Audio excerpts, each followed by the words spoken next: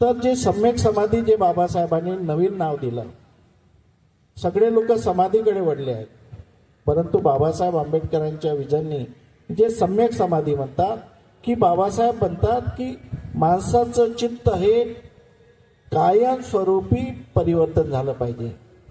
माणसाच्या मनामध्ये जे दोष असतात ते थोड्या वेळापुरतीच नष्ट न होता मग पुन्हा उत्पन्न होतात. ते कायमस्वरूपी जर मनातले विकार नष्ट करायचे असेल तर तुमचं मन ज्यावेळेस एकाग्र असते त्यावेळेस एकाग्र चित्तामध्ये तुम्हाला धम्म शिकवणे आवश्यक आहे. त्या ठिकाणी रिप्लेसमेंट जे विकार आहेत मनातले अकुशल विकार आहेत त्यांना बाहेर काढण्यासाठी तुम्हाला धम्म शिकवणे गरजेचं आहे, शिकणे गरज आहे. परंतु केव्हा? प्रबोधनामध्ये नाही, जेव्हा तुमचं मन चित्त एकाग्र होत असते, कॉन्सन्ट्रेशनची प्रक्रिया तुमच्या चित्तामध्ये सुरू असते, त्यावेळेस तुम्हाला धम्म म्हणजे आर्य अष्टांगिक मार्ग जेव्हा जेव्हा तुमच्या मनामध्ये प्रवेश करेल आर्य अष्टांगिक मार्ग, तेव्हा त्याचा प्रवेश केल्यामुळे मनातील अकुशल विचार आपोआपच निघतात. उदाहरण आपल्याला सायन्सवर सांगितलेलं आहे, सायन्सच्या माध्यमाने, की खाली ग्लास घ्या. आता खाली ग्लास घेतल्यानंतर त्या ठिकाणी हवा असते, आपल्याला पोकळी दिसते परंतु ती पोकळी नसते, त्या ठिकाणी हवा असते. त्या ग्लासामध्ये जसं जसं तुम्ही शुद्ध पाणी भरा तर तसं तसं त्याच्यामधली हवा बाहेर निघेल. तसंच मनामध्ये जे पोकळी असते, विचाराची जे पोकळी असते, त्या ठिकाणी अकुशल विचार गेलेले असतात आणि त्या अकुशल विकाराला नष्ट करण्यासाठी त्या ठिकाणी पेनिट्रेट ज्याला म्हणतात, बाबासाहेब आंबेडकरांच्या शब्दामध्ये म्हणायचं, you must be cultivate right thought in the your mind.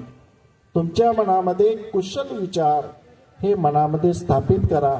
अकुशल विचार, राईट विचार, जे रॉंग विचार आहेत, जे चुकीचे विचार आहेत ते निघून जातात. परंतु दुःखाची गोष्ट अशी की जेव्हा मला जपानवाल्यांनी प्रश्न विचारला की वर्किंग मेडिटेशन, त्यांना वाटलं की what is the working meditation. मी म्हटलं वर्किंग मेडिटेशन जर तुम्हाला उदाहरण द्यायचं असेल, कारण मी भंतेजीला सांगत होतो, भंतेजी जपानमध्ये त्यांना सांगत होते, मी हिंदीमध्ये बोलत होतो, भंते सुरेश साई त्यांना जपानमध्ये सांगत होते. मी म्हटलं की एक्झाम्पल उदाहरण द्यायचं असेल, जगामध्ये एकमेव डॉक्टर बाबासाहेब आंबेडकरांचं उदाहरण आहे की ज्यांनी डोळे उघडे करून स्टडीच्या वर्किंगमध्ये, अभ्यासाच्या वर्किंगमध्ये मन एकाग्र करून आपल्या मनातले विकार नष्ट करून त्यांनी ज्ञान प्राप्त केली 18 तास अभ्यास करून. It is the working meditation. आम्ही सुद्धा या ठिकाणी तोच प्रयत्न केला. 3 वर्षापासून मी तो प्रयत्न करत आहे की माणसाचे मन कसे बदलवायचे. तर त्यांना वर्किंग मेडिटेशन म्हणजे काम करताना मेडिटेशन, स्वयंपाक करताना मेडिटेशन, झाडू पोछा मारताना मेडिटेशन. तथागत बुद्ध सुद्धा चालताना मेडिटेशन करत होते. बुद्धांनी सुद्धा, तुम्ही ग्रंथ वाचा, ज्याला अशा प्रकारचे एरिया राहत होते, बुद्ध त्यांना त्या एरियामध्ये फिरताना वॉकिंग मेडिटेशन करायचे, झोपताना सुद्धा मेडिटेशन करायचे. डाव्या पायावर उजवा पाय ठेवायचे, डाव्या हातावर उजवा हात ठेवायचे आणि झोपेत सुद्धा त्यांचं मनाची जागृती. मेडिटेशन म्हणजे मनाची जागृती, मनाची स्थिती पाहणे, शरीराची स्थिती, जसं शरीर काम करते तसं पाहणे, वेदनेची स्थिती, जशी तुमची वेदना आहे तशा प्रकारचे वेदना पाहणे, जशा तुमच्या मनाची स्थिती असेल तशा प्रकारची स्थिती जशी आहे तशी पाहणे, त्याला म्हणतात वर्किंग मेडिटेशन. अशा प्रकारचं जेव्हा मला ते समजलं त्यानुसार मी या ठिकाणी बुद्धिस्ट सेमिनारला प्रयोग केला. दुसरी गोष्ट, बुद्धायन धम्मावर मी तुमच्यासारखाच आजपर्यंत बुद्ध धम्म वाचला, बुद्धायन धम्म वाचला. मी बऱ्याच वर्षापासून मी सुद्धा बुद्धायन धम्मा ग्रंथाचा अभ्यास करत आहे. पण जेव्हा मला शिकवण्याची पाळी आली या ठिकाणी, मग मी विचार केला की एखादी शब्द असेल, जर उदाहरण घ्या नैतिकता शिकवायचं असेल, मॉरलिटी, मग मी विचार केला की मॉरलिटी कशी शिकवायची. मग मॉरलिटीचा अर्थ काय, तर इंग्रजीमध्ये मॉरलिटी म्हणतात आणि मराठीमध्ये हिंदीमध्ये नैतिकता म्हणतात. मग मी फळ्यावर मॉरलिटी म्हणजे नैतिकता एवढं शिकवू का. मग मी त्याच्या डीपमध्ये गेलो, तेव्हा मला कळलं की morality is the essence of Dhamma. Morality नैतिकता हा धम्माचा आधार आहे. नैतिकताच म्हणजे धम्म. मॉरलिटी इज इक्वल टू धम्मा. ईश्वराच्या ठिकाणी नैतिकता ठेवलं बाबासाहेब आंबेडकरांनी. विचार करा की नैतिकताला किती महत्व दिलं असेल. रिप्लेसमेंट द गॉड, त्या ठिकाणी नैतिकता त्यांनी एडॉप्ट केली आहे. मग जेव्हा नैतिकताचा अभ्यास केला त्यावेळेस जे संविधानाची जे मुख्य पत्रिका आहे, ज्या ठिकाणी न्याय, स्वातंत्र्य, बंधुभाव आणि समता हे जे दिलेलं आहे संविधानामध्ये पहिल्या पेजवर, तीच म्हणजे नैतिकता. जेव्हा माझ्या लक्षात आलं की म्हणून बाबासाहेब आंबेडकर म्हणतात की नैतिकता म्हणजे धम्म, तेव्हा की नैतिकता म्हणजे तुमची नीती जी समता, स्वातंत्र्य, बंधुभाव आणि न्यायावर आधारित असणारी, एका व्यक्तीने दुसऱ्या व्यक्तीशी डायरेक्ट संबंध स्थापित करणारी नीती म्हणजे नैतिकता. तेव्हा मला इतका आनंद झाला. आणि जेव्हा मग शिकवताना मला एवढा आनंद होतो की बाबासाहेब आंबेडकरांचा एक एक शब्द आपल्याला अर्थ समजून घेण्यामध्ये आणि शिकवण्यामध्ये इतका आनंद वाटतो. तेव्हा बाबासाहेब आंबेडकरांचं महत्त्व मला कळलं. नाहीतर मी सुद्धा त्रिपिटक 11 वर्ष वाचलं. 11 वर्ष तुम्हाला सांगतो. मी बुद्धिस्ट कॉलेजचा विद्यार्थी आहे आणि 11 वर्ष त्रिपिटक, सुत्तपिटक, विनयपिटक हे वाचलेलं आहे. हे सगळं वाचल्यानंतर मी द बुद्धायन धम्माकडे का वळलो, कारण बाबासाहेब आंबेडकरांची विजन आम्हाला कळली नाही. त्यामुळे आपण बाबासाहेब आंबेडकरांचा ग्रंथ फक्त असाच वाचतो, पुस्तकासारखा 3 महिन्यात संपला पाहिजे, पटपट वाचा. बाबासाहेब आंबेडकरांनी त्या ग्रंथामध्ये जो प्रत्येक शब्द टाकलेला आहे, त्या शब्दाचा अर्थ किती महान आहे, किती मोठा आहे, हे आपल्या लक्षात आल्याशिवाय बाबासाहेबांचं महत्त्व बुद्ध धर्मामध्ये तुम्हाला कळणार नाही. आता आमच्याकडे बरेच भिक्षू आहेत, फक्त भीमस्मृती घेतल्यामुळे झाले का बाबासाहेब आंबेडकरांच्या नाही. बाबासाहेब आंबेडकरांचा एकही विचार आचरणामध्ये नाही. बाबासाहेबांनी जे बुद्ध धम्मामध्ये ग्रंथामध्ये लिहिलेलं आहे त्याच्या विरोधात तुम्ही काम करता आणि वरून भीमस्मृती घेता. बाबासाहेबाला किती खराब करण्याचा प्रयत्न सुरू आहे. बाबासाहेबांनी ज्या ठिकाणी म्हटलं की बुद्धाचा धम्म हा समता, स्वातंत्र्य, बंधुभाव आणि न्यायावर आधारित आहे, हाच बुद्धाचा धम्म. बाबासाहेबांनी तुम्हाला कर्मकांड करण्यासाठी, पूजा अर्चा करणार नाही, बुद्धाच्या मूर्तीजवळ जाऊ नये असं केलं पाहिजे. तर मूर्तीवर काय बुद्ध धम्म आहे का? गाथामध्ये बुद्ध धम्म आहे का? अरे या काळामध्ये, करोनाच्या काळामध्ये तुमची वाट लावून टाकली. या वंदनेची तर रतन सुताची नाही, या गाथाची वाट लावून टाकली पालिका म्हणजे करोना काळामध्ये. आता इथं थायलंडमध्ये आणि ब्रह्मदेशामध्ये भूकंप झाला. 300 वर्षाचे बुद्धविहार पडले भूकंपामध्ये, भिक्षू मरण पावले. कुठे गेल्या तुमच्या गाथा, ज्यामुळे लोक दुरस्त होते, ज्यामुळे तुमच्यावर संकट येत नाही, ज्यामुळे तुम्हाला मच्छर चावत नाही, या कुठे गेल्या गाथा? आणि बाबासाहेबाला नेमकं जे आवडत नव्हतं तेच प्रत्येक विहारामध्ये काम सुरू आहे. आणि म्हणून मला जे दिशा मिळालेली आहे, मला जो बाबासाहेब कळलेला आहे, तो बाबासाहेब आंबेडकर मला या 3 वर्षापासून कळलेला आहे. आणि म्हणून त्याच्यावर माझं संशोधन सुरू असते, त्याच्यावर माझी प्रक्रिया सुरू असते. परंतु प्रत्येक कामामध्ये बुद्ध म्हणतात की फुटस लोक धम्मी चित्त यसन कंपती अशोकन वीरजं खेमं एतं मंगल मुत्तम. तुम्हाला चांगलं काम करा तरी विरोधक आहेच.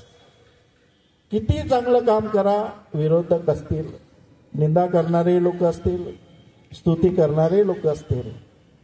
काही काही लोक एखाद्याचं खराब करण्याचा संकल्पच घेतात मनामध्ये की त्याचं मी वाईट करीनच. कोणत्या परिस्थितीमध्ये एक एक माणसाला धरू धरू हे बुद्धी सेमिनरी वाईट आहे, याचे भिक्षू वाईट आहे. अरे किती कराल बदनामी, किती कराल बदनामी. बाबासाहेबांच्या वाटेवर चालणारा मनुष्य हा नेहमी पुढे गेलेला आहे, मागे आलेला नाही. काय मिळणार आहे तुम्हाला बदनामी करून कोणाची. अरे तुमची उंची वाढवा तुम्ही. तुम्हाला जर तुमचे कार्य जर मोठं करायचं आहे तर तुम्ही मोठे कार्य करा.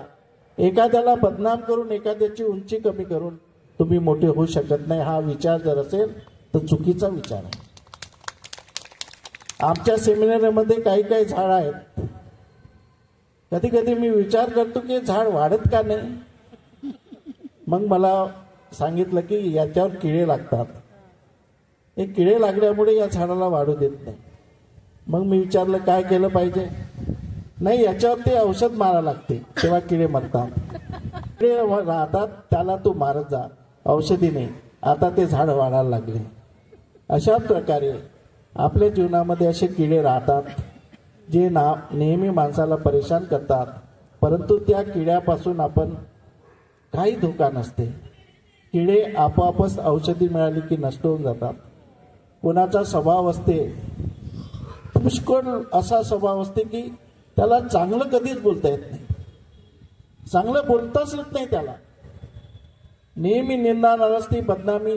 कोणताही माणूस दिला की त्याच्याबद्दल बदनामी. विहारामध्ये आपण एका ठिकाणी बसतो, जसे विहारामधून निघालो की मग आपली बदनामी, याची बदनामी, त्याची बदनामी. निंदा नालस्ती करणे, बदनामी करणे काही काही लोकांचा स्वभाव झालेला आहे, गुणधर्म झालेला आहे. त्याला बदलवता येत नाही. माझ्या सेमिनरीमध्ये बऱ्याच लोकांना बदलवलं, परंतु असे लोक जर आले तर ते सेमिनरीमध्ये ते सुद्धा बदलतील. सेमिनरी हे कुशल अकुशल प्रवृत्तीतून कुशल प्रवृत्तीमध्ये परिवर्तन करण्यासाठी प्रयत्न करणारी सेमिनरी आहे.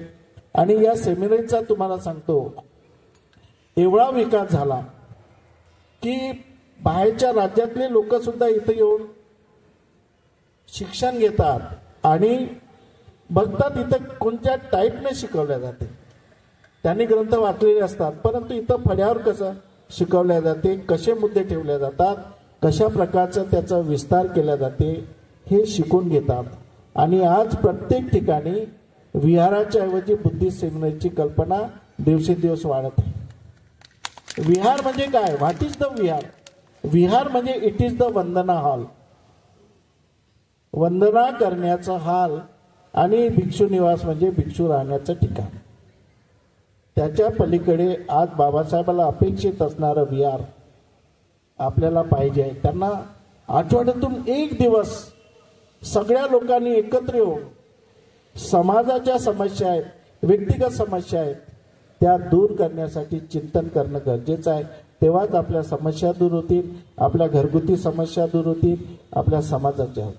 परंतु तसं होत नाही. तिथं चुगली, चहाडी, निंदा, नालस्ती हेच शिकवल्या जाते.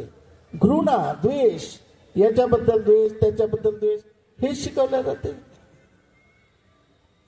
हे बाबासाहेब आंबेडकरांची चळवळ याच्यामुळे पुढे जाऊ शकत नाही.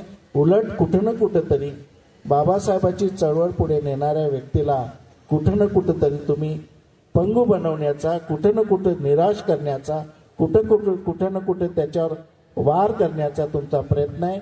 तो चुकीचा आहे. तशा प्रकारचे माणसाने मनामध्ये भाव ठेवणं. आमच्या बुद्धिस्ट सेमिनरीमध्ये आम्ही नैतिकता, खराब माणूस असेल तरी त्याच्याबद्दल आम्ही नेहमी चांगला विचार करतो. आमच्याबद्दल वाईट बोलणारे आम्हाला सगळं कळते.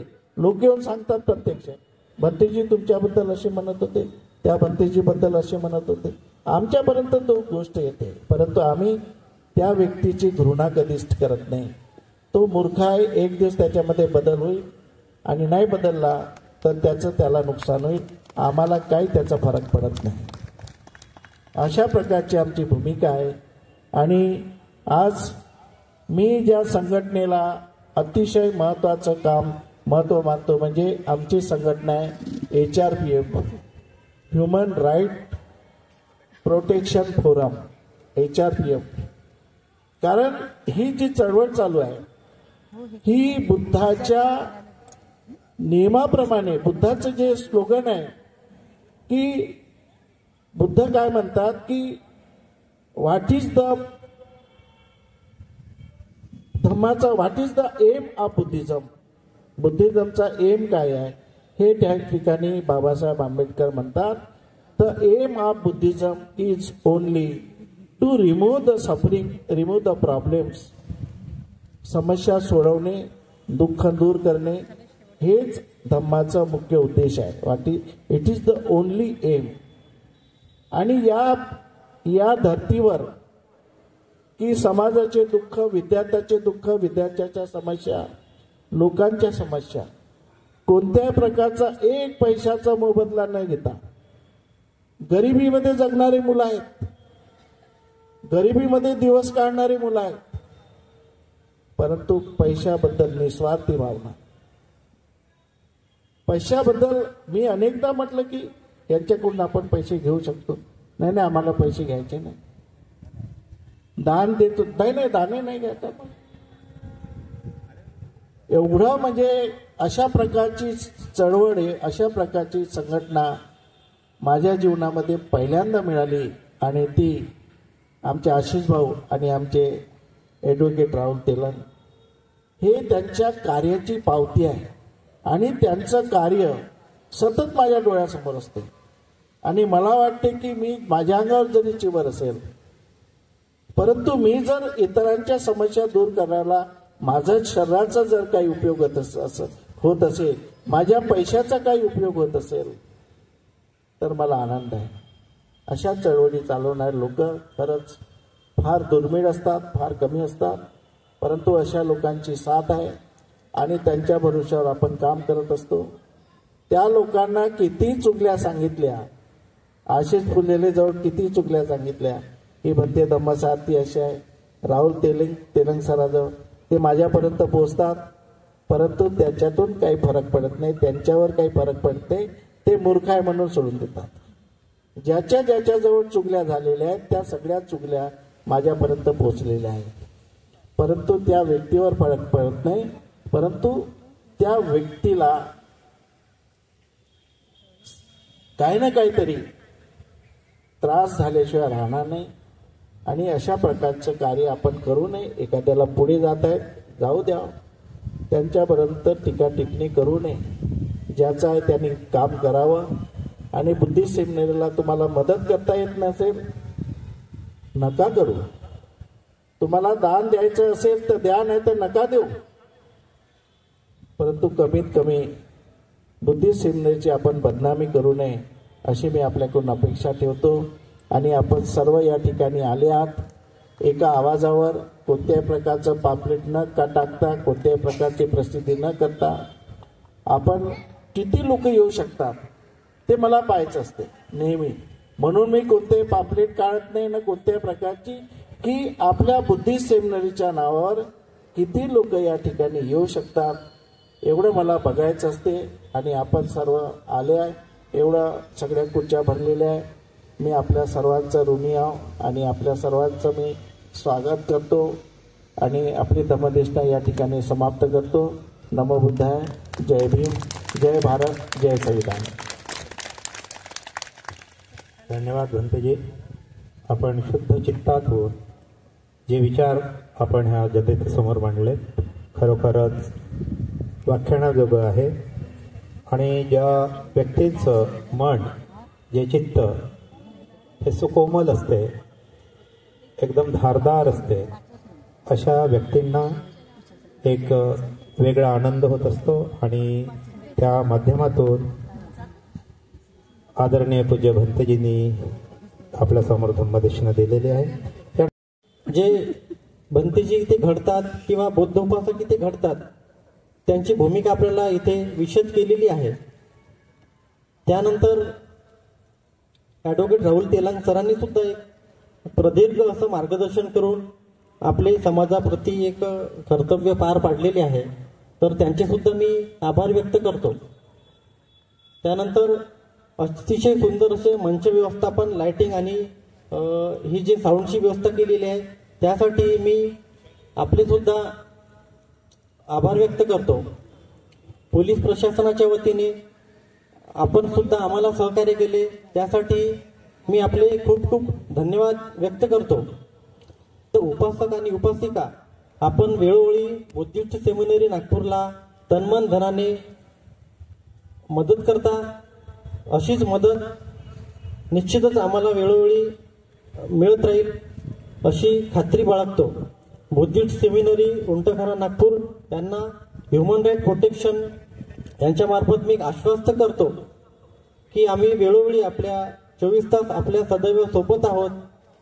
आपण आम्हाला अशीच सेवेची संधी उपलब्ध करून द्या, यासाठी पुन्हा आपले धन्यवाद व्यक्त करतो आणि हा कार्यक्रम संपन्न झाला असे जाहीर करतो.